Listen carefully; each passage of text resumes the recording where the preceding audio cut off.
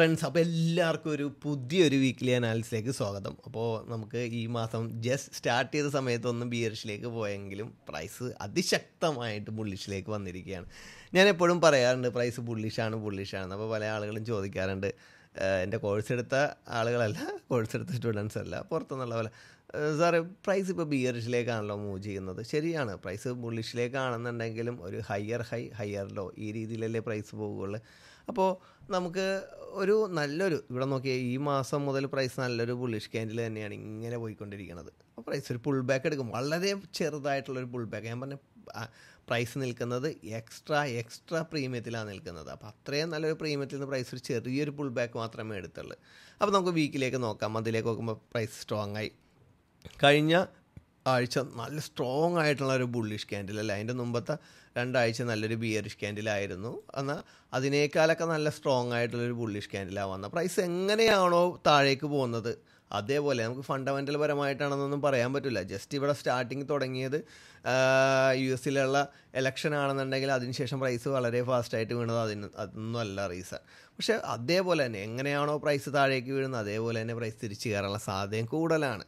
അപ്പോൾ നമുക്ക് ഡേയിലേക്ക് വരാം. ഡേയിലേക്ക് വന്നു കഴിഞ്ഞാൽ എന്താ സംഭവിച്ചേക്കണമെന്ന് നോക്കാം. നമുക്ക് 5 ദിവസവും നല്ല ബുള്ളിഷായിട്ടുള്ള ഒരു എൻട്രി. നമ്മൾ ചില സ്ഥലത്തു നിന്നൊക്കെ പുൾ ബാക്ക് നമ്മൾ നോക്കിയായിരുന്നു, 4 hour ഡോബി 1 hour ഡോബി. പക്ഷേ അവിടെയൊക്കെ ചെറുതായിട്ടൊന്ന് റിയാക്ട് ചെയ്ത് ഡിസ്കൗണ്ടിലേക്ക് പോലും വരാതെ, ആ ഒരു സ്ട്രക്ചറിൻ്റെ ഡിസ്കൗണ്ടിലേക്ക് വരാതെയും പ്രൈസ് മൂവ് ചെയ്തു.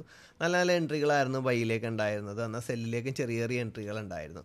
അപ്പോൾ നമ്മൾ നോക്കുക, സെല്ലിലേക്ക് അധികം വലിയ മൂവ്മെൻറ്റ്സ് നമുക്ക് തന്നൊന്നുമില്ല. അപ്പോൾ പ്രൈസ് നല്ല ബുള്ളിഷിൽ തന്നെയാണ് നിൽക്കുന്നത്.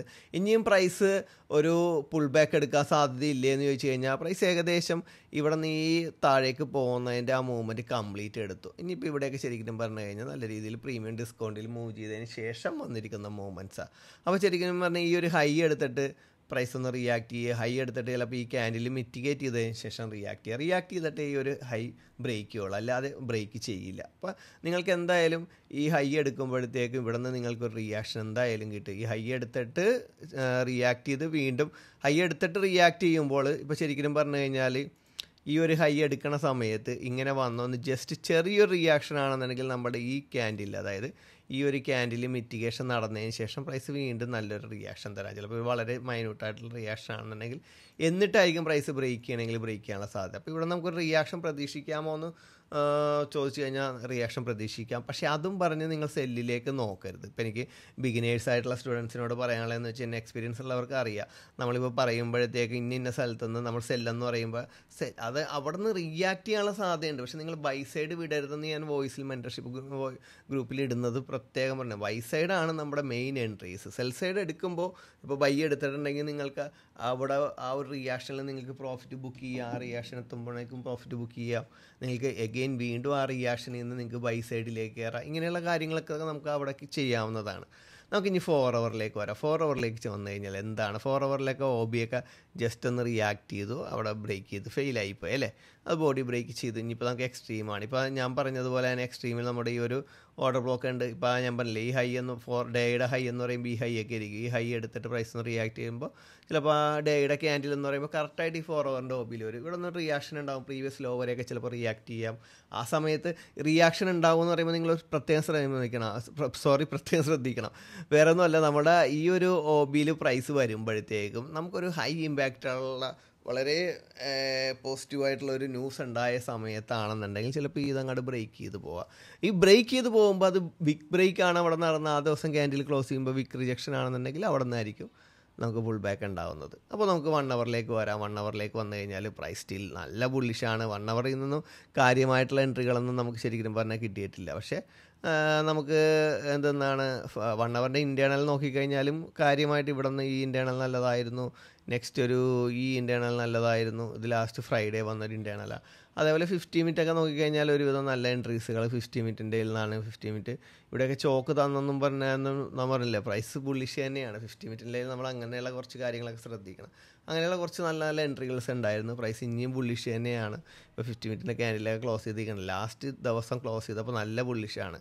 അപ്പോൾ ഈ ഒരു ബുള്ളിഷ് മൂവ്മെൻറ്റിൽ തന്നെ ആയിരിക്കും നെക്സ്റ്റ് ഡേ തുടങ്ങുന്നത്. പക്ഷേ ചിലപ്പോൾ മൺഡേ ഓപ്പൺ ചെയ്യുമ്പോൾ ജസ്റ്റ് ഒരു പുൾ ബാക്ക് എടുത്തിട്ടായിരിക്കും സ്റ്റാർട്ട് ചെയ്യണം. അപ്പോൾ മൺഡേ നല്ല രീതിയിൽ വാച്ച് ചെയ്യുക. Tuesday, Wednesday, Thursday, Friday Asian and London നല്ല രീതിയിൽ ട്രേഡ് ചെയ്യുക നെക്സ്റ്റ് വീക്ക്. അപ്പോൾ നമുക്ക് നേരെ നമ്മളുടെ ബ്രിട്ടീഷ് പൗണ്ടിലേക്ക് നമുക്ക് നോക്കാം. ബ്രിട്ടീഷ് പൗണ്ട് നമ്മളുടെ മന്തിൻ്റെ റിയാക്ഷനിൽ നിന്ന് ഇപ്പോൾ എങ്ങനെയാണ് മൂവ് ചെയ്യുന്നത് നമുക്ക് ജസ്റ്റ് ഒന്ന് വാച്ച് ചെയ്യാം. മന്തിൻ്റെ റിയാക്ഷൻ ഞാൻ എടുത്തു കഴിഞ്ഞപ്പോൾ തന്നെ പറഞ്ഞു ഒരു ലോ വരെ പോകുമെന്ന്. ഒരുപാട് പേര് ബ്രിട്ടീഷ് പൗണ്ടിൽ എൻ്റെ സ്റ്റുഡൻസിനെ എല്ലാം ഞാൻ പറയുന്ന പുറത്തുനിന്ന് ഒരുപാട് പേര് കറൻസിയിൽ ട്രേഡ് ചെയ്യുന്നുണ്ടെന്ന് എനിക്ക് ഇപ്പോഴാണ് മനസ്സിലായത്. ഇത് ഞാൻ വീക്ക്ലി അനാലിസിൽ പറഞ്ഞതോടെ ഒരുപാട് പേര് ഇപ്പോഴും ഈ ട്രേഡ് ഹോൾഡ് ചെയ്ത് നിൽക്കുന്നവരുണ്ട്. എനിക്ക് ഒരുപാട് പേര് ഇൻസ്റ്റയിലും വാട്സാപ്പിലൊക്കെ മെസ്സേജ് ചെയ്യുന്നുണ്ട്, ചേട്ടാ ഇത് വളരെ ഹെൽപ്ഫുള്ളായിട്ടുള്ളൊരു മൂവ്മെൻറ്റ്സ് ആയിരുന്നു, ഇത്രയും വലിയ മൂവ്മെൻറ്റ്സ് കിട്ടിയതിൽ വളരെ താങ്ക്സ് എന്നൊക്കെ പറഞ്ഞ ഒരുപാട്. പക്ഷേ ഞാൻ ഓർക്കുന്നത് നിങ്ങൾക്ക് ഗോൾഡിലും കൂടി ട്രൈ ചെയ്യാവുന്നതേ ഉള്ളൂ കേട്ടോ, എളുപ്പമാണ്. നിങ്ങളുടെയൊക്കെ ചാർട്ട് കാണുമ്പോൾ ഞങ്ങൾക്ക് ഇത്രയും കറൻസിനേക്കാളും കുറച്ചും കൂടി കാശുണ്ടാക്കാൻ പറ്റുന്നതാണ് ഗോൾഡ്, എനിക്ക് അത്രമേ പറയാനുള്ളൂ. അപ്പോൾ നമുക്ക് വീക്കിലേക്ക് നോക്കാം. വീക്കിലേക്ക് നോക്കിക്കഴിഞ്ഞാൽ ഓൾറെഡി പ്രൈസ് കുറച്ച് നാളായിട്ട് അല്ലെങ്കിൽ കുറച്ച് മൂവ്മെൻറ്റ്സ് ബിയറിഷാണ്. നമുക്ക് ആ OBയിൽ വന്നതിന് ശേഷമാണ് പ്രൈസ് ബിയറിഷിലേക്ക് വന്നത്. അതുവരെ പ്രൈസ് സൈഡ് റേഞ്ചിൽ നിന്ന് ബുള്ളിഷിൽ വന്നു, വീണ്ടും പ്രൈസ് ബിയറിഷിൽ വന്നു. പക്ഷേ ഈ ലോ എടുത്തിട്ട് പ്രൈസ് ഒന്ന് റിയാക്ട് ചെയ്യാം, എന്നിട്ടായിരിക്കും ഈ ലോ ബ്രേക്ക് ചെയ്യാനുള്ള സാധ്യത കൂടുതൽ. എന്നിട്ട് നമുക്ക് ഈ ഒരു OBയിൽ വന്നുകയാണെന്നുണ്ടെങ്കിൽ പ്രൈസ് നല്ലൊരു പുൾ ബാക്ക് തിരിച്ചെടുക്കാനുള്ള സാധ്യത കൂടുതലാണ്.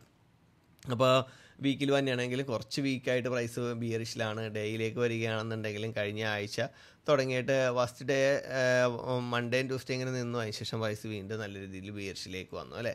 നമുക്ക് 4 ഹവറിലേക്ക് വരികയാണെങ്കിൽ 4 ഹവറിലും ആ ഒരു ബിയർ സ്ട്രക്ചർ തന്നെയാണ് നമുക്കിവിടെ കാണാൻ കിട്ടുന്നത്.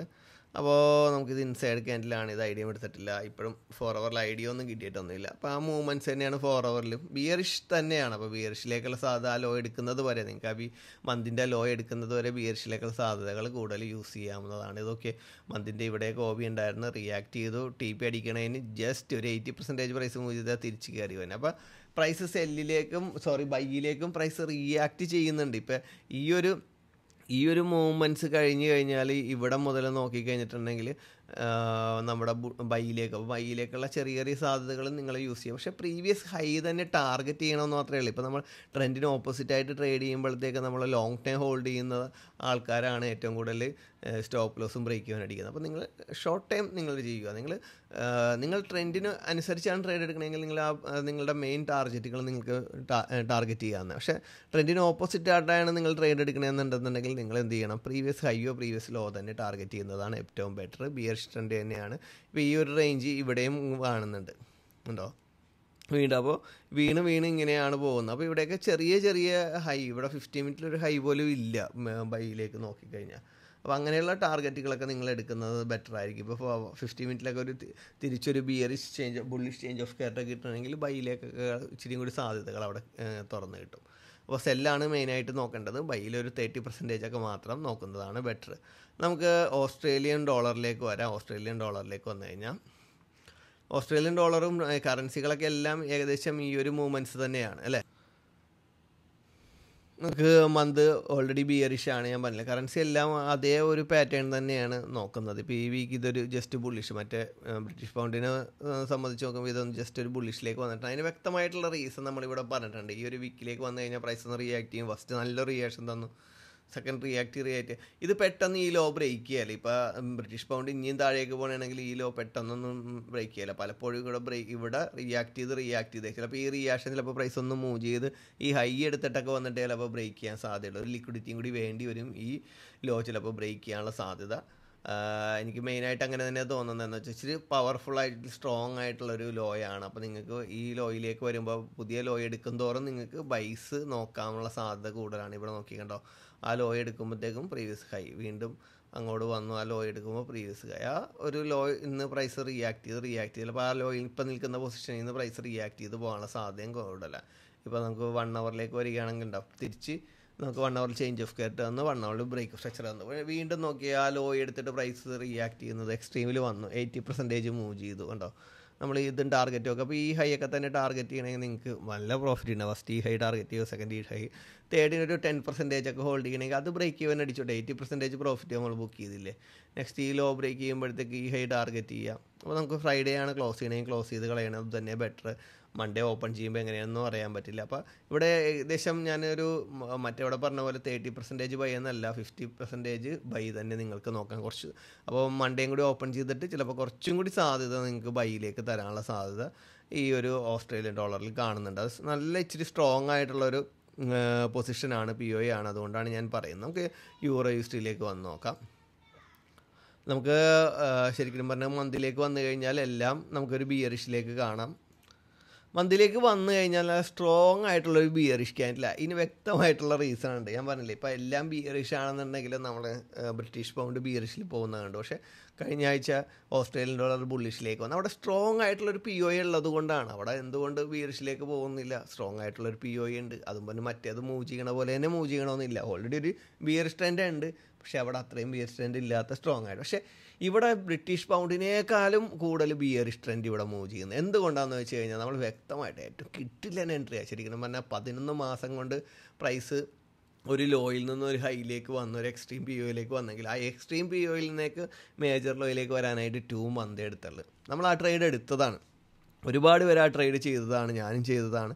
സെക്കൻഡ് എൻട്രി, അതായത് യൂറോ USDയിലൊക്കെ നമ്മൾ സിംഗ് ട്രേഡ് ചെയ്യുമ്പോൾ പറ്റുന്നൊരു പ്രോബ്ലം, നമ്മളൊരു പൊസിഷനിൽ നിന്ന് ട്രേഡ് എടുക്കും, നമ്മൾ ഹോൾഡ് ചെയ്യും, അത് ബ്രേക്ക് ചെയ്യുന്നടിക്കും, അതിൻ്റെ ഹൈ എടുക്കും, വീണ്ടും നമ്മൾ ട്രേഡ് എടുക്കും. ഫസ്റ്റ് ട്രേഡ് സെക്കൻഡ് ട്രേഡൊക്കെ ടാർഗറ്റ് അടിക്കും. പക്ഷേ ലോങ് ടൈം ഹോൾഡ് ചെയ്യുമ്പോൾ ബ്രേക്ക് ചെയ്യുന്നടിക്കും.